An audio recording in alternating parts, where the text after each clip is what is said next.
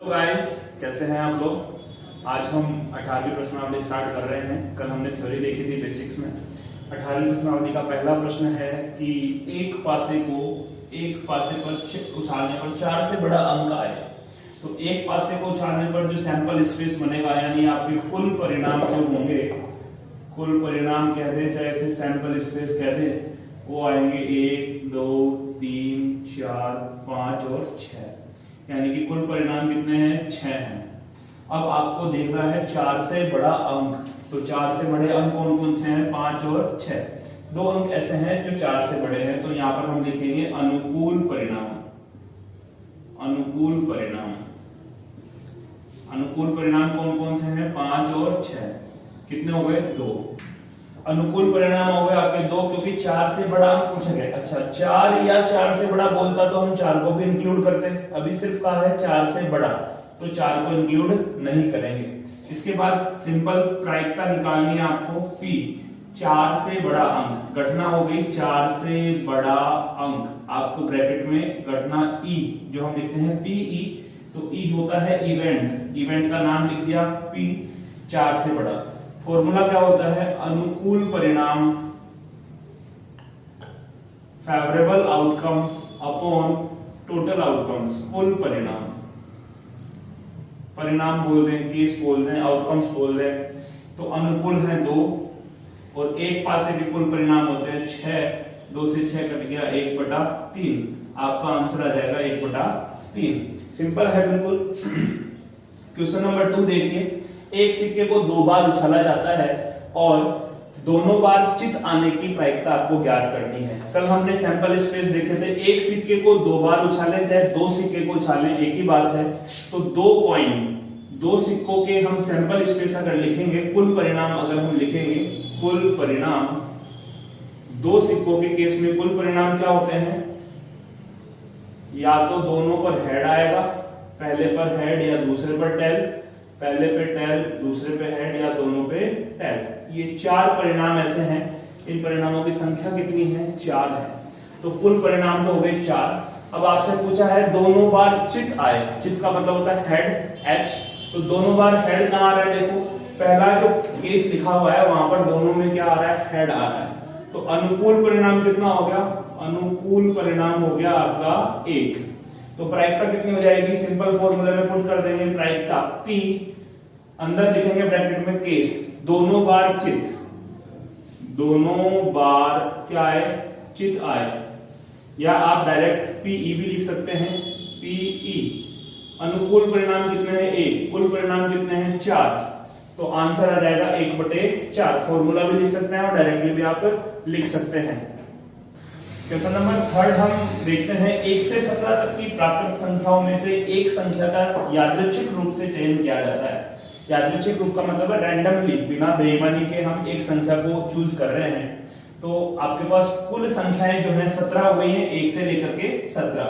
अब आपको घटना दे रखी है, प्रायिकता ज्ञात करनी है आपको कि वह संख्या अभाज्य संख्या होनी चाहिए। तो सबसे पहले हमें अभाज्य संख्या की परिभाषा पता होनी चाहिए। अभाज्य संख्या क्या होती है, वह संख्या जिसके एग्जैक्टली 2 गुणनखंड हों, यानी 2 फैक्टर हों, अर्थात वह संख्या जिसमें या तो स्वयं का भाग जाए या 1 का भाग जाए, इसके अलावा किसी अन्य संख्या का भाग ना जाए, तो वो अभाज्य संख्या कहलाती है। तो हम 1 से 17 के बीच में अभाज्य संख्याएं देखेंगे, तो सबसे पहले मैं सारी संख्याएं लिख देता हूं, देखो, या मैं सिर्फ अभाज्य संख्याएं लिखूं, अनुकूल परिणाम, अभाज्य संख्याओं के अनुकूल परिणाम क्या होंगे। तो ये विशेष बात ध्यान देने योग्य है कि पहली अभाज्य संख्या जो होती है वो 2 होती है, एक ना तो भाज्य होता है ना ही अभाज्य होता है। तो पहली अभाज्य संख्या हो गई 2, 2 के बाद में आएगा 3, 3 के बाद में आएगा 5, 5 के बाद में 4 और 6 भाज्य हैं, उसके बाद में आएगा 7, 7 के बाद में 8 भाज्य होता है, 9 भी भाज्य होता है, 10 भी भाज्य होता है, फिर आएगा 11, 11 के बाद में 13 और 13 के बाद में 14, 15, 16 तीनों भाज्य संख्याएं हैं और 17 जो है अभाज्य संख्याएं हैं। और आपको 1 से लेकर के 17 तक की संख्याओं में से ही एक संख्या का चयन करना है। तो ये अनुकूल परिणाम हो गए 1 से लेकर 17 में अभाज्य संख्याओं में। अब ये कितने हैं इनको गिन लेते हैं, 1 2 3 4 5 6 और 7। तो 1 से लेकर के ये हमने सैंपल स्पेस लिख दिया है, 1 से 17 में अभाज्य संख्याएं जो है, तो ऐसे कितने परिणाम हैं, 7 परिणाम हैं। तो प्रायिकता क्या हो जाएगी, प्रायिकता अभाज्य संख्या, प्रायिकता अभाज्य संख्या 1 से 17 के मध्य। आप पूरा लिख सकते हैं इसको, या शॉर्ट में पीई भी लिख सकते हैं। ये कितना आ जाएगा, अनुकूल परिणाम, फॉर्मूला लिखें हर बार जब भी क्वेश्चन सॉल्व कर रहे हैं, अनुकूल परिणाम बटे कुल परिणाम। कुल तो कितने हो जाएंगे, कुल तो 17 संख्याएं हैं, तो 17 में से कोई भी संख्या हम चूज कर सकते हैं। तो 17 हमारे पास चॉइस है, और चॉइस कैसी होनी चाहिए, जो अनुकूल है हमारे वो अभाज्य संख्या होनी चाहिए। तो 17 में से 7 संख्याएं अभाज्य हैं, तो आंसर जो होगा वो आ जाएगा आपका अनुकूल 7 बटे कुल है 17, 7 बटे 17। अभाज्य संख्याओं पे मोस्टली क्वेश्चन पूछा जाता है, तो अभाज्य संख्या की जो डेफिनेशन है जो मैंने अभी आपको बताई है वो आपको अच्छे से ध्यान में होनी चाहिए। नेक्स्ट फोर्थ क्वेश्चन है बच्चों, देखिए कि एक सिक्के को 3 बार उछाला जाता है। ये इसका भी सैंपल स्पेस हमने कल देखा था कि 3 सिक्कों के केस में क्या क्या परिणाम आपको मिलते हैं। एक सिक्के को 3 बार उछाला गया है और आपको घटना दे रखे एकांतर चित्त या पट आने की प्रायिकता आपको निकालनी है। एकांतर का मतलब है अल्टरनेट हेड और टेल। जैसे पहले हेड आ गया तो फिर टेल आना चाहिए और टेल के बाद में फिर हेड आना चाहिए, या पहले टेल आ गया तो फिर हेड आना चाहिए और हेड के बाद में फिर टेल आना चाहिए। मतलब अल्टरनेट हेड और टेल कितनी बार आ रहे हैं वो आपको देखते हैं।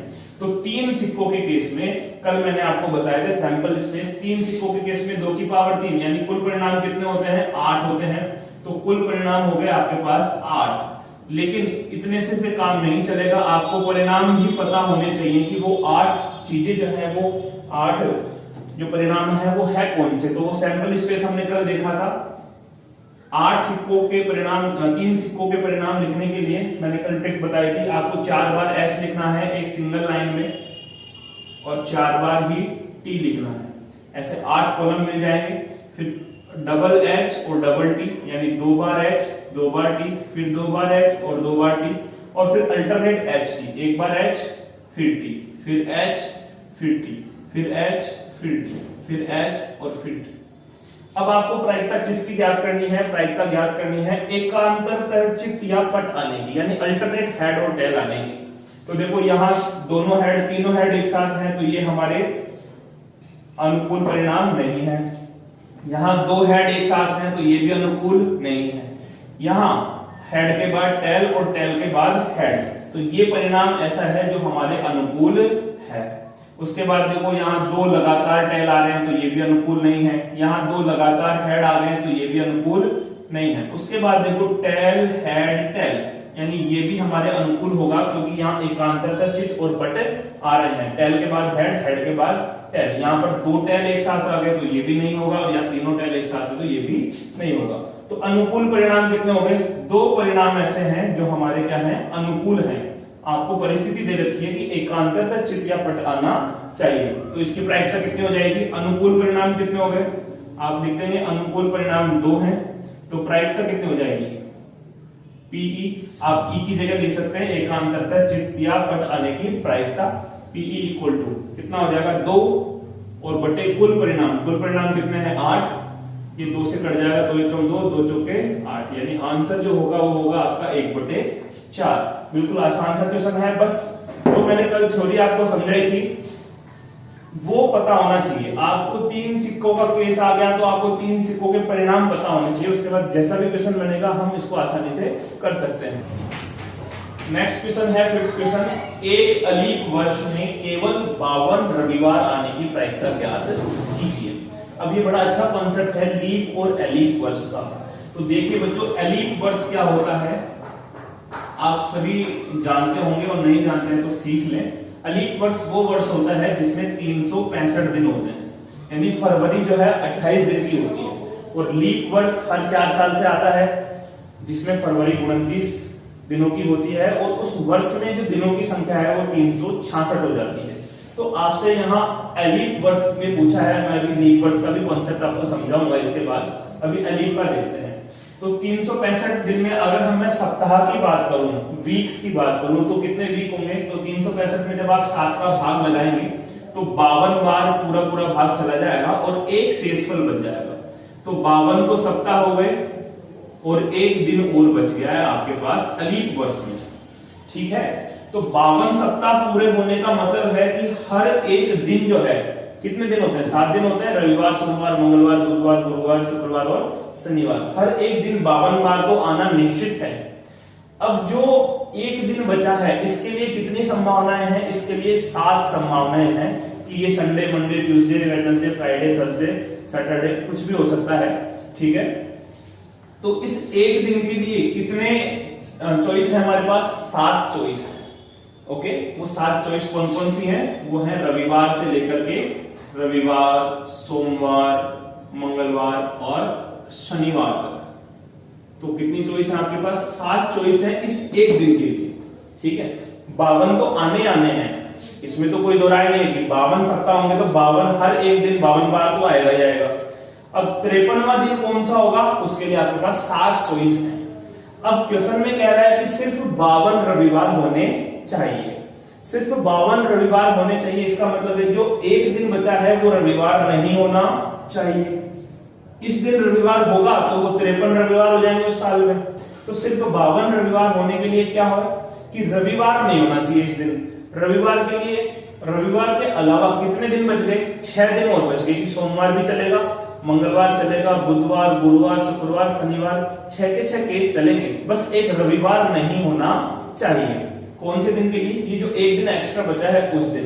तो जो आपकी प्रायिकता होगी 52 रविवार। तो आंसर कितना होगा, अनुकूल परिणाम कितने हो गए, 7 में से 6 दिन हमारे अनुकूल है, चाहे सोमवार आ जाए तो भी कोई दिक्कत नहीं है, मंगलवार आ जाए तो भी कोई दिक्कत नहीं है। 6 परिणाम हमारे अनुकूल है और 1 परिणाम हमारे प्रतिकूल है। तो अनुकूल बटा कुल, अनुकूल है 6, कुल परिणाम है 7। तो आंसर कितना होगा, 6/7। अच्छा, इसी में अगर ये पूछता कि 53 रविवार आने की क्या प्रायिकता होगी, तो मस्ट है कि 53वां दिन जो एक्स्ट्रा दिन बच रहा है वो रविवार ही होना चाहिए। तो उसके लिए अनुकूल परिणाम कितना होगा, 1 ही होगा। तो उस केस में आंसर कितना आएगा, 1/7। ध्यान से समझिए, यहाँ 52 रविवार पूछा इसलिए 6/7।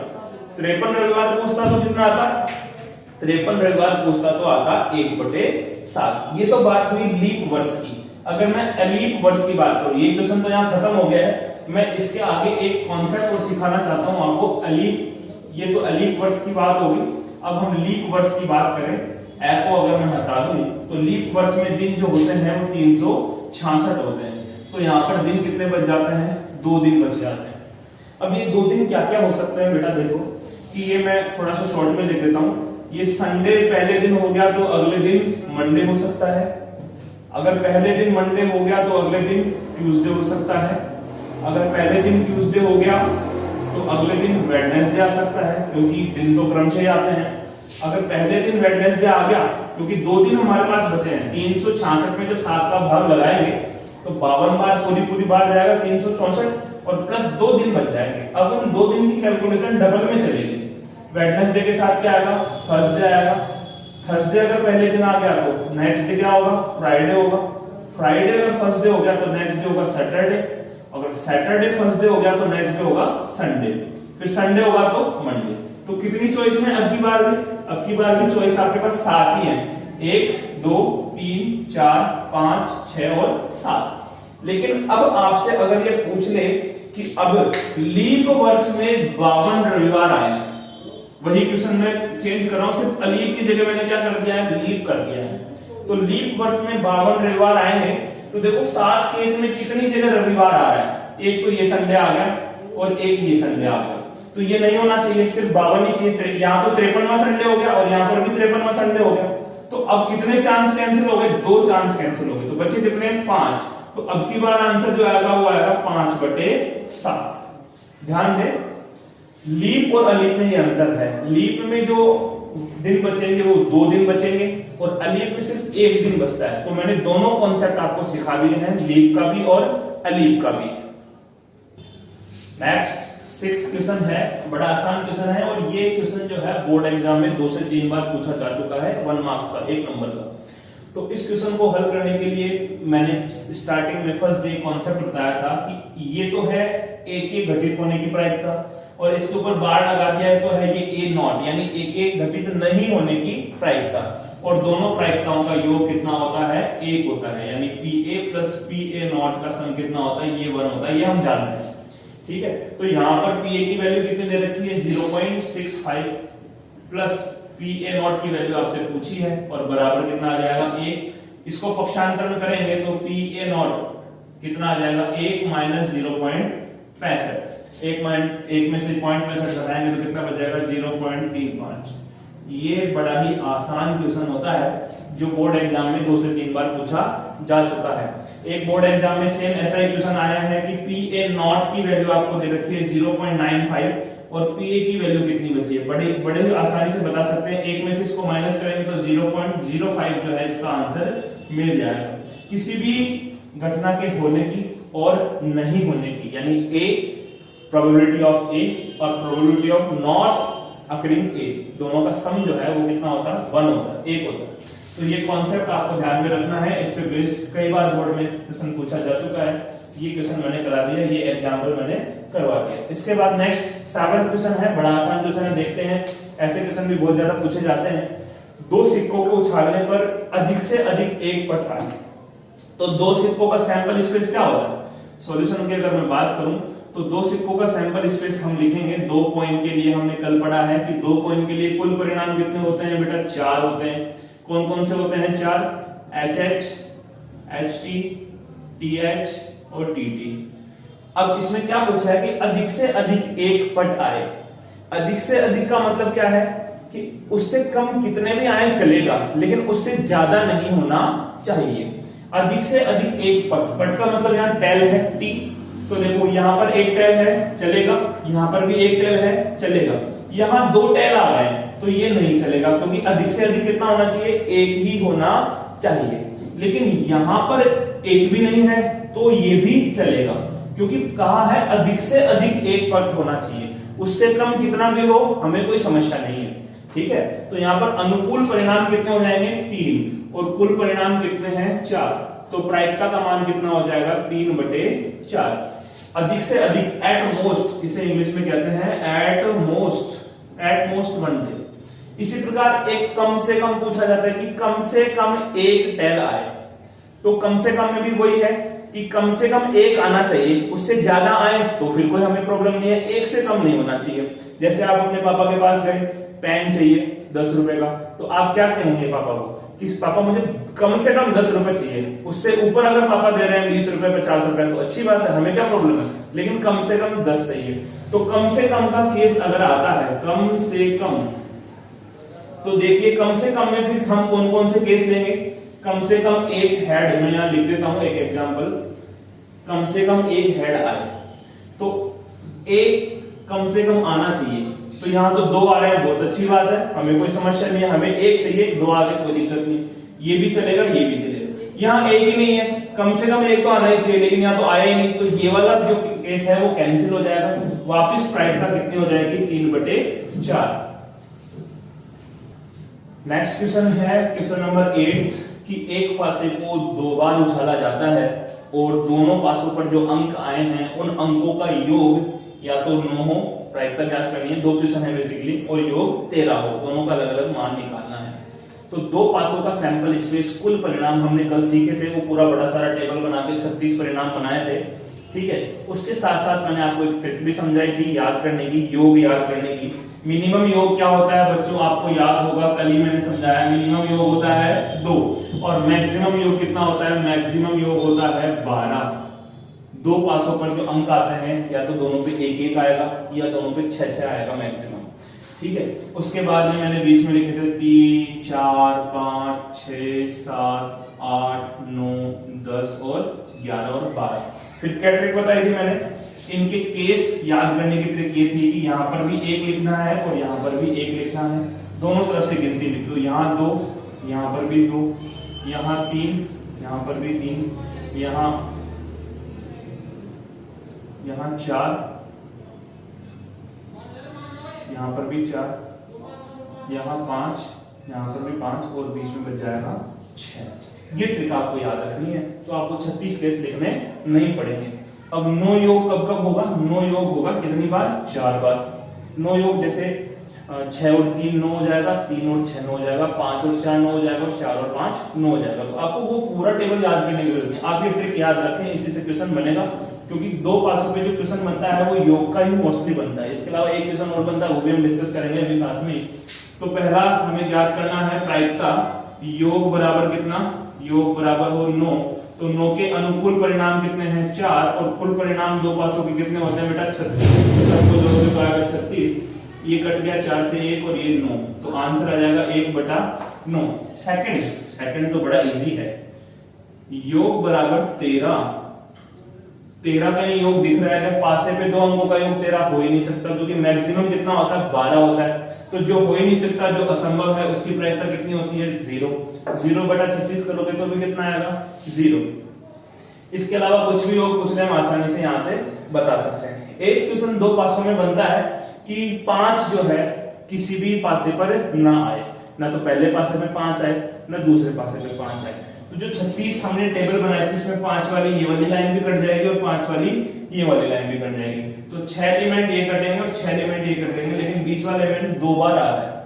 तो 5 कितने केसों में 5 है, 11 केस ऐसे हैं जिनमें 5 है, 5 1 5 2 5 3 5 4 5 5 5 6, यहाँ पर नोड पे 5,5 मिलेगा, ऐसे यहाँ पर यहाँ मिलेगा 5 1 5 2 5 3 5 4 5 5 5, तो 5 5 2 बार आ गया, ऐसे 12 केस हैं, लेकिन ये एक ही बार कंसीडर करेंगे, तो 11 केस माइनस कर लेंगे, कितने में से 36 में से, तो 36 में से 11 गए तो कितने बचे 25, तो आंसर हो जाएगा 25/36।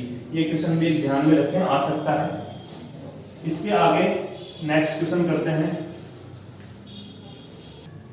नेक्स्ट क्वेश्चन है 9th क्वेश्चन कि एक थैले में 5 लाल और 3 सफेद बॉल हैं। एक बैग है जिसमें 5 तो लाल बॉल हैं और 3 सफेद बॉल हैं, तो टोटल बॉल कितने हो गए 8, कोई और कलर देता तो उसको भी जोड़ लेते, तो कुल परिणाम तो कितने हो गए आपके पास, कुल तो हो गए 8, 5 और 3 8, दोनों को जोड़ लिया। अब प्रायिकता पूछी है पहले कि उसमें से यादृच्छिक रूप से एक बॉल निकाली जाती है, तो वो बॉल सफेद कलर की हो, तो बोलो सफेद बॉल कितनी है, सफेद के अनुकूल परिणाम कितने हो जाएंगे 3, और कुल परिणाम कितने हैं 8। तो प्रायिकता, पहला क्वेश्चन प्रायिकता कि जो बॉल हमने निकाली है वो सफेद रंग की बॉल है, सफेद बॉल, तो अनुकूल परिणाम कितने हैं सफेद के, देखो सफेद के अनुकूल परिणाम है 3 बॉल सफेद है, बटे में कुल परिणाम कितने हैं 8, तो आंसर हो जाएगा 3/8। उसके बाद सेकंड जो पूछा है वो पूछा है सफेद नहीं हो, सफेद नहीं हो, तो इसको आप 2 तरीके से निकाल सकते हैं। अब सफेद नहीं है तो क्या बचा लाल, तो लाल कितनी है 5, तो आंसर आ जाएगा 5/8। या दूसरा तरीका इसका जो क्या है कि नहीं होने की प्रायिकता और होने की प्रायिकता का योग कितना होता है 1 होता है, तो होने की प्रायिकता में पता है, तो नहीं होने की 1 - 3/8, इसको लिखते हैं PE0 = 1 - PE, वही फॉर्मूला है, पक्षांतरण कर दिया है। ये PE0 है, P सफेद नहीं होने की प्रायिकता और PE है सफेद होने की प्रायिकता। सफेद होने की प्रायिकता 3/8 है, 1 में से माइनस कर लेंगे, 1 के बटे में कुछ नहीं है, सत्ता मालिक 1, 8 लघुत्तम ले लिया, यहाँ आ जाएगा 8 - 3 यानी 5/8। ऐसे भी निकाल सकते हैं और डायरेक्टली भी आप लिख सकते हैं, भाई सफेद नहीं होगी तो बोल क्या बची, लाल बची, 5 केस बचे लाल के, तो 5/8 आंसर होगा। नेक्स्ट क्वेश्चन देखते हैं, अच्छा क्वेश्चन है, बोर्ड एग्जाम में आया हुआ है एक बार। एक डब्बे में, एक बॉक्स में स्टेशनरी की दुकान पे कुछ पेन हैं, जिनमें 12 पेन तो खराब हैं और 132 पेन अच्छे हैं, तो टोटल पेन कितने हो गए डब्बे में, टोटल बोले चाहे कुल बोले, कुल हो गए 12 + 132, कितने हो गए 144। भाई टोटल पेन है 144, उनमें से 12 खराब हैं और 132 अच्छे हैं। अब क्वेश्चन में कुछ लैंग्वेज लिखी हुई है कि देख करके हम ये नहीं बता सकते कि कौन सा अच्छा है और कौन सा सही है, तो उसमें से अच्छा पेन होने की क्या प्रायिकता है, तो भाई अच्छे के अनुकूल परिणाम कितने हैं, अच्छे के अनुकूल परिणाम है 132 और खराब के अनुकूल परिणाम है, खराब के अनुकूल परिणाम है 12, तो अच्छे पेन की प्रायिकता पूछी है, आप वही पेन लेंगे जो अच्छा है, तो अच्छे पेन कितने हैं भाई, अच्छे पेन है 132, कुल कितने हैं, कुल है 144, तो इसको काट लेंगे हम 12 से, ये 11 बार और ये 12 बार करते हैं, आंसर आ जाएगा 11/12। बड़े सिंपल है, अगर खराब पेन की पूछा होता तो हम 12/144 लिख देते हैं। अब इसके बाद लास्ट और फाइनल 11th क्वेश्चन, आपका सबका फेवरेट, बोर्ड एग्जाम वालों का भी फेवरेट, क्योंकि इस पे हर साल क्वेश्चन पूछा जाता है। 3 नंबर का क्वेश्चन आता है, इसमें बहुत सारे टर्म्स आपसे पूछी जाती हैं। टास्क को हमने कल डिटेल में समझा था। टास्क में 52 पत्ते होते हैं, 26 लाल और 26 काले होते हैं, 4 सूट होते हैं, ईंट चिड़ी और ईंट और 5 जो है लाल रंग के होते हैं, चिड़ी और हुकुम काले रंग के होते हैं, सभी 13 पत्ते होते हैं चारों सूट के। उसके अलावा बादशाह, बेगम और गुलाम जो है 3 पत्ते ऐसे हैं जो तस्वीर वाले पत्ते कहलाते हैं। तो टोटल 3 चौक 12 पत्ते ऐसे होते हैं जो तस्वीर वाले होते हैं। अब कुछ 5 क्वेश्चन आप पूछे हैं, बड़े सिंपल। तो टास्क के कुल परिणाम तो सबको पता होने चाहिए। टास्क के कुल परिणाम कितने होते हैं? 52। एक अच्छी प्रकार से फेंटी हुई गड्डी में 52 पत्ते होते हैं। अब रैंडमली एक पत्ता निकाला जाता है। पहला क्वेश्चन पूछा है लाल रंग का गुलाम, लाल रंग के गुलाम कितने होंगे? तो देखो सिर्फ गुलाम पूछता तो 4 होते हैं। अब लाल रंग के कितने होंगे? 2, एक ईंट का और एक पान का। तो लाल रंग के अनुकूल पर गुलाम कितने होंगे? 2, और टोटल कितने होंगे? 52। 2 से कट गया 1 और ये 26, तो आंसर आ गया 1/26। अच्छा, सिर्फ गुलाम पूछता तो 4/52 आता, लेकिन यहाँ लाल रंग का गुलाम पूछा है। ध्यान दें क्वेश्चन पे, ध्यान से पढ़े। लाल रंग का पत्ता, लाल रंग के पत्ते कितने होते हैं भाई? 26, टोटल है 52, 26 दूना 52, ये कट गया 1/2 आंसर।